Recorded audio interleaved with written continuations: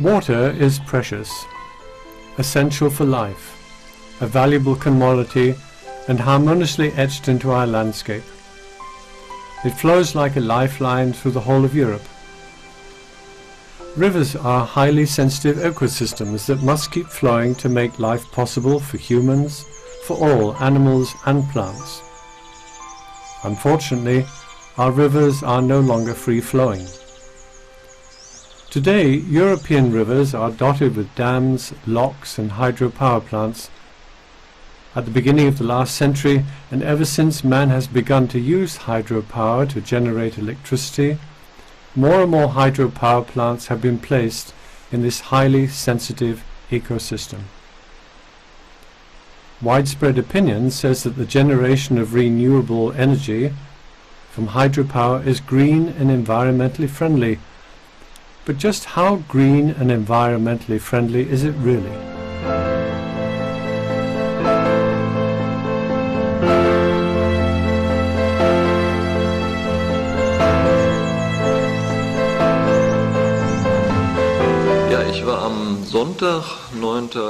On Sunday, September 11, I was at the Lech River with my parents-in-law and my children, and we just want to sit there and relax. And within about 2 hours, the river level dropped drastically, so that basically only a small trickle of water was left.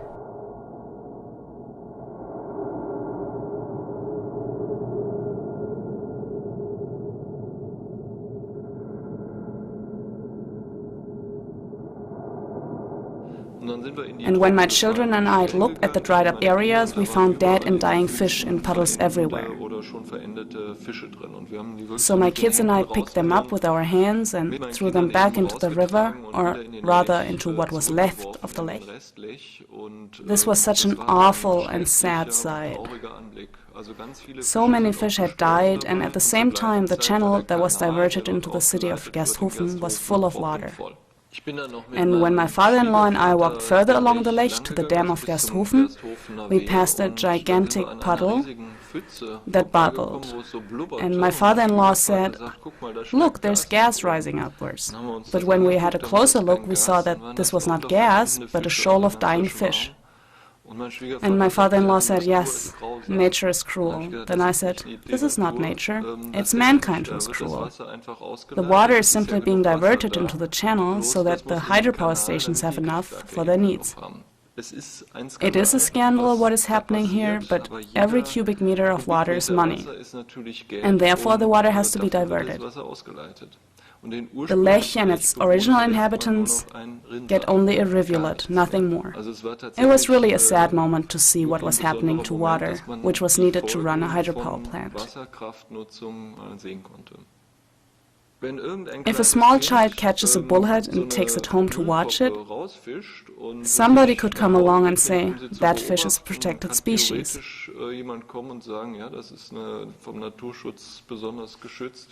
But if a hydropower plant holds back all the water so that this protected species dies in dozens, in hundreds, then, well, that's okay then. This ultimately is an injustice to the animals and the river.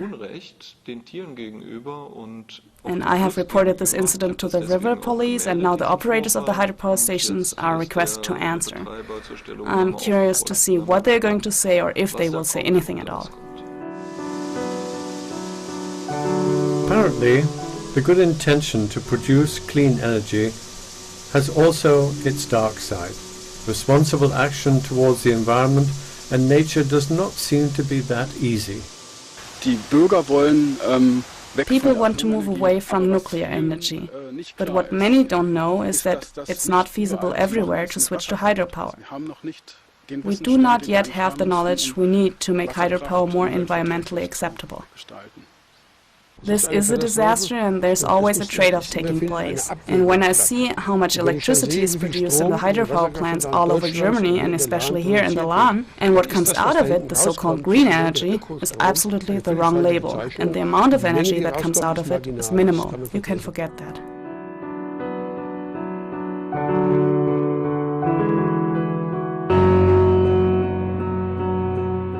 When it comes to European rivers, lots of money is made. regardless of the huge environmental damage it causes. As soon as a stream of water starts flowing, then the monetary stream also flows in the European stock exchanges. Besides the profit that can generate really on the renewable energy, one of the important things is that with the renewable energy, really it's, as the word says, sustainable, means really that we have a, I would say, a zero impact on the nature.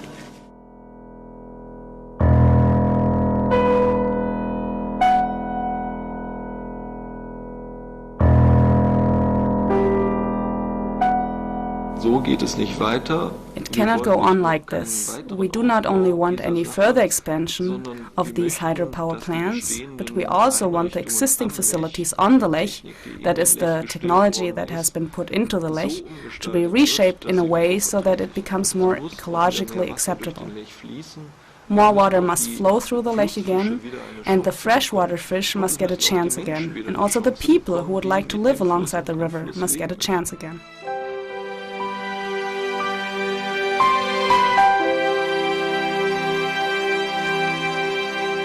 The use of hydropower has left its mark on the River Lech. The Lech has been transformed into a chain of dams.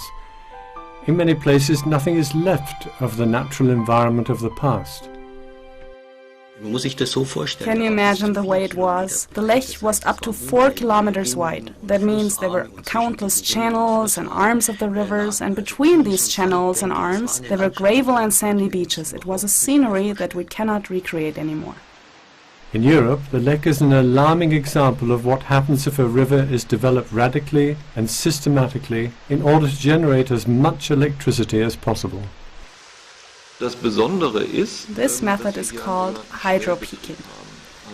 That means the water in the Lech is stored in Lake Fortensee when the demand for electricity is low, for example from Friday afternoon until Sunday, and then on Monday, Tuesday, at times of increased energy demand, the sluice is opened via remote control from the city of Landsberg, and the reserved water flows through the turbines, and the won energy is sold on the European Energy Exchange.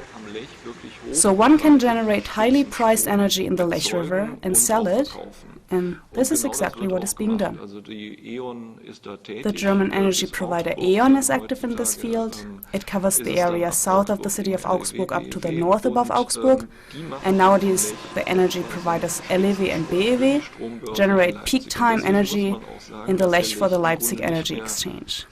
And that means that the Lech basically is not driven by rainfall anymore, but in reality its water level is strongly controlled by the Energy Exchange in the city of Leipzig.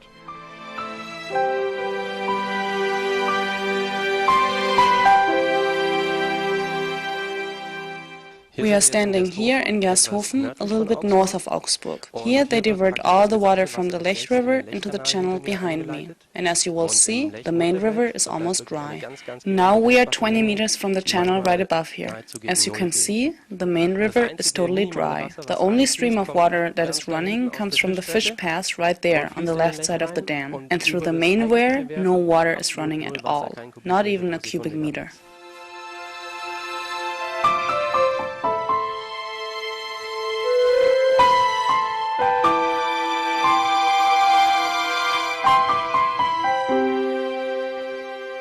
When I first came here to the river meadows of the Lech more than 30 years ago, I must say I was fascinated by this world. I come from Franconia, and this alpine or low alpine river country that you can still perceive today has simply fascinated me. I have walked upstream and downstream many times, even to the source. And I must say this wild river, especially as it has once been, has fascinated me from the very beginning. Today the Lech is the most obstructed river in the whole low alpine country. And I have to say, concerning both the Lech as well as the other alpine rivers, they have paid their dues. One chain of dams and locks after the other. And unfortunately, they are all ecologically in a red state. Today on the Lech between Füssen and Augsburg there are 20 dams all in all. And only one single dam has a fairly, to some degree, functioning fish path. Just imagine that. The old dams are outdated and must be improved ecologically and technically. Fish migrate upstream as well as downstream. This natural behavior can mean death for many fish. The public cannot see what is happening because it all happens underwater. Only very occasionally does this mismanagement become visible for us all to see. Often it is argued that you need to have several waterways in order to protect the fish, in order to make sure they go around the power plant. But now, in a very perverse way, it's actually done in such a way that the fish are directed straight into the plant and into their death, so to say. So that is frustration in a way, to see that the rules that were done with a good intention, when implemented, can have an adverse effect. So that's why my message is, let's take inspiration from the good examples.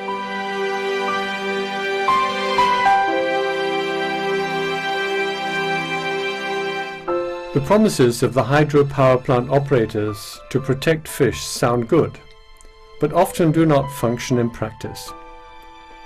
Gratings are in place to stop fish and floating debris from ending up in the turbines. These gratings are said to be an environmentally friendly measure.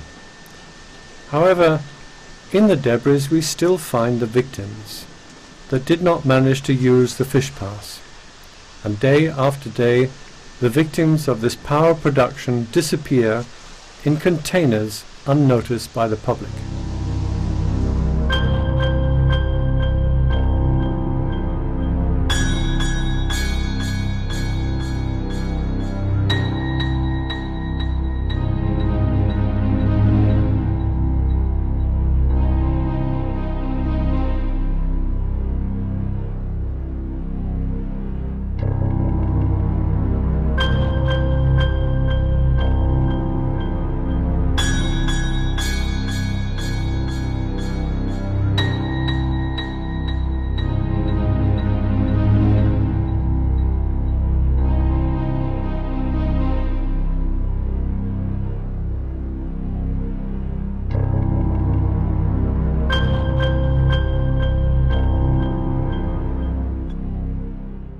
In dem Fall kann es auch dazu führen, dass This can even lead to complete and unseen disappearance of an aquatic animal species. And because it happens under the water surface, it is not visible. Fish do not shout, they are simply not present in the scenery. And as a layman, you cannot judge whether the water is really alive or not. The problem is that a change takes place in the water body, which is not realized at all by the public. der so gar nicht realisiert wird von der Öffentlichkeit.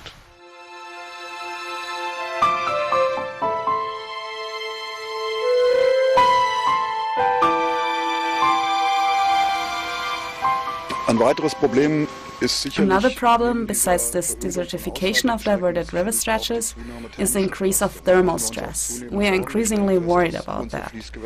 We determined that our rivers have become warmer, and a rise in temperature of 1 to 2 degrees has already spelled the death sentence for grayling. Of course, long reservoir areas contribute to warming as well. That means a rise of the thermal loading in our rivers. And due to the dam-backed water, there is no natural waterborne transport anymore. The gravel-spawning species are affected by this. We also detect a rise of the pH values in the last number of years, as well as high algae production.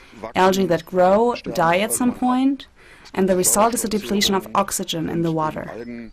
And algae photosynthesis means also changes in the pH values. That means strong peak pH values, especially during the day. These are also problems that have to be considered in a comprehensive survey and that we increasingly worry about. The fact that hydropower plants also contribute to the development of greenhouse gas like methane is another negative side effect not known to the public. This is a bay in the River Lahn. And when you look at the bubbles, you see that gas is rising up. In this bay, there's a current in the water causing all the detritus to collect on the bottom and rot. With this rotting, the oxygen of the surrounding area is used up fast and methane gas develops. And this methane gas is very harmful for climate protection because it is 25 times worse than CO2. When the supporters of hydropower argue that energy produced through hydropower is ecologically friendly because it lowers the output of carbon dioxide, they forget to mention this side effect. In most of the cases, if we would build new hydropower, whether it big or small, actually we are doing a major problems for the biodiversity, for the fisheries, for the quality of the water. I hope that we end that stupidity.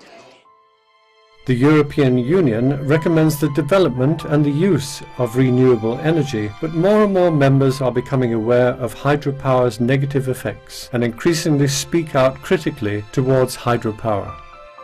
Hydropower cannot solve our energy problems, especially not the small hydropower plants. The European Water Framework Directive requires a good ecological status for all waters by 2015.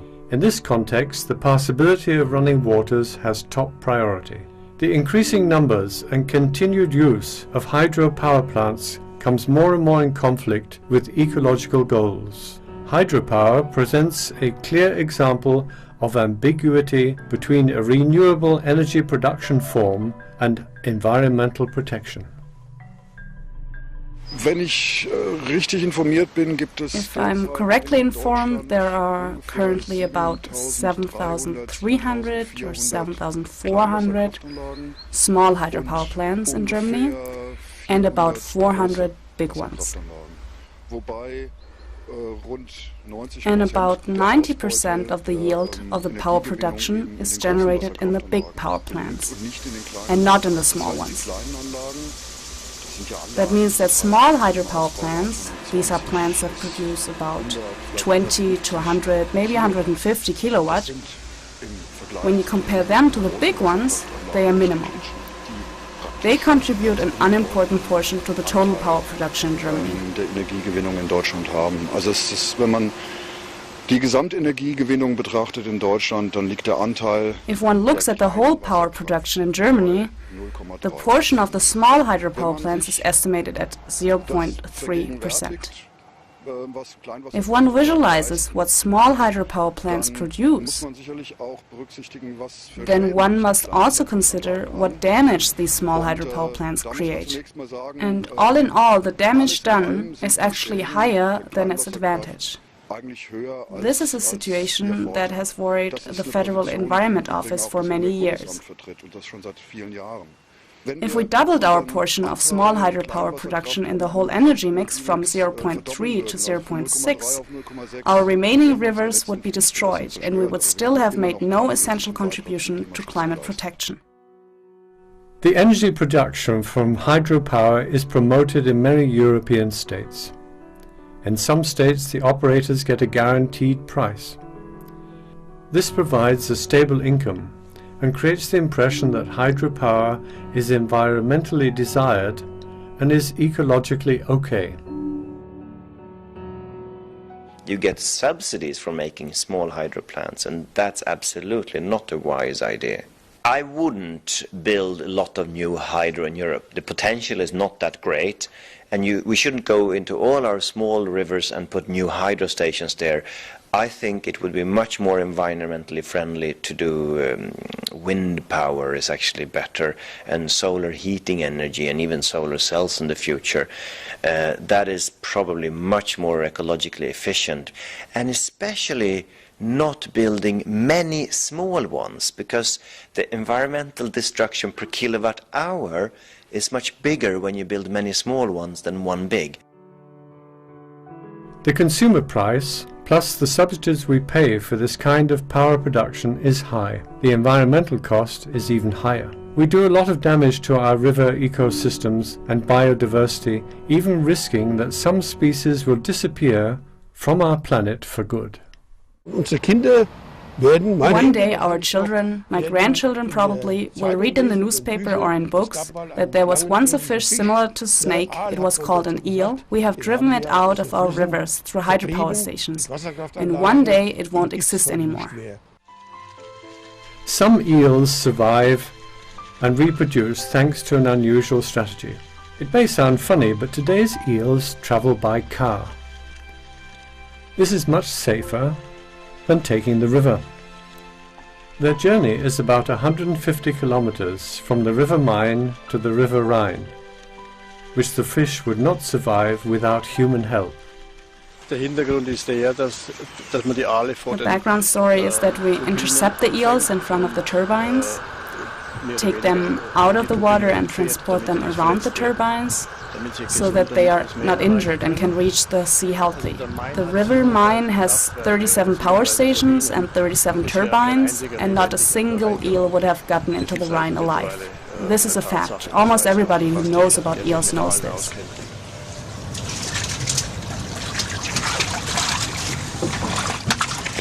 All the fishermen here on the Main River are faced with a bankruptcy. If this project did not exist, we would all have to give up fishing. Right here, this is a typical turbine injury. Do you see that? These scratches on the skin. The spine is broken. He will not survive the trip. Der wird die Reise nicht überleben.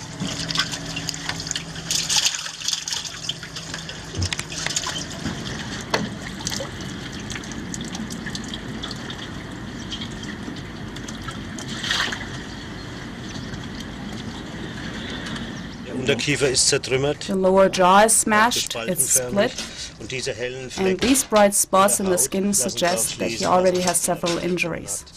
These are turbine injuries. He has vertebral fractures inside. There's blood in the fin. This is mechanical damage. The end of the fishbone lies open. The meat is completely scraped off. E.ON, the operator of the hydropower station, pays for this operation. Maybe they do it to ease a bad conscience. I don't know. The alternative would be for E.ON to open the weir gates during the journey of the silver eels. Then the eel does not go through the turbine. The eel always takes the strongest current. Der nimmt immer die stärkste Strömung. Und somit wäre eigentlich offen. And then the way would be open to the sea. One thing is clear. Such a transfer is an exception considering the thousands of hydropower plants in Europe. A final solution to the problem cannot be achieved in this way. I think that a solution must be to oblige the hydropower plant operators to perform a considerable and higher contribution to the protection of the fish and also to the revaluation of the ecosystem. If this is not the case, then hydropower is not environmentally friendly. Since March 2010, the new Water Resources Act came into effect. This explicitly requires improvements in the minimum channel flow. Of course, this is also a conflict that has to be solved with the operators, because every drop that does not go through the turbine, but through the main river channel, is lost for the electricity generation. But the damages are not only confined to injured fish during migration, they may extend to kilometers of the river. This affects, for example, the barbel region, the grayling region, the lower trout region, and these are highly sensitive natural habitats, not only with endangered fish species, but also with endangered big mussel species, for example. We have the common river mussels and the freshwater pearl mussels in one river system. And when you see what kind of damage the small hydropower generation can do in such a stretch of river, then you can become really fearful when you think of the protection of endangered species. Precisely this could become the European eel's inevitable fate. Its life begins in the Sargasso Sea off the coast of Florida. As a small larva, it travels from there to the European inland waters, where it remains for 12 to 15 years. Then it returns to the Sargasso Sea to spawn, which incidentally it does only once in its lifetime. Other migrating fish species like salmon reproduce in fresh water, then migrate to salt water at sea to finally return to the exact spot where they were born to spawn. Only that way can they lay their eggs.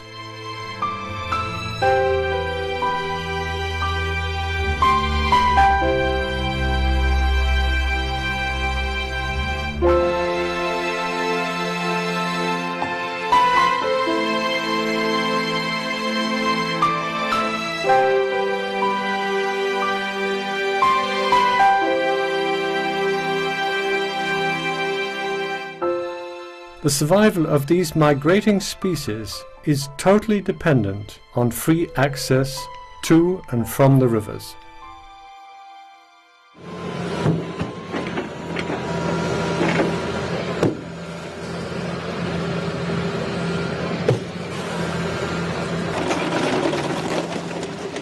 In Denmark, they've completely stopped all the small hydropower stations because the damage is too large.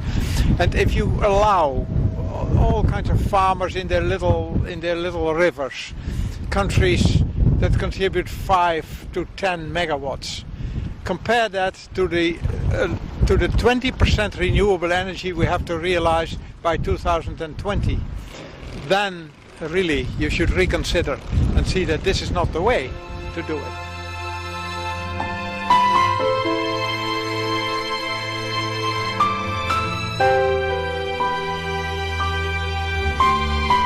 One thing is certain, the supply of worldwide energy faces big challenges. Everywhere one is searching for clean and safe sources of energy. Energy out of hydropower is often celebrated as a miracle solution without disadvantages.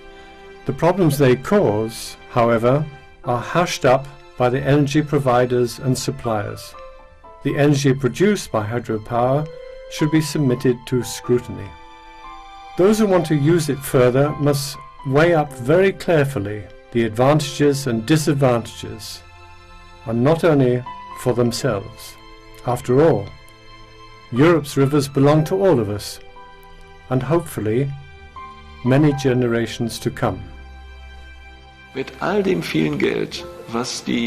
money that E.ON and LEW earn day after day from the already paid for power stations, isn't it child's play to do something for the fish and to contribute to the fact that also our children will have an idea how a real river smells, how it looks, how much life is in it, and how beautiful it is?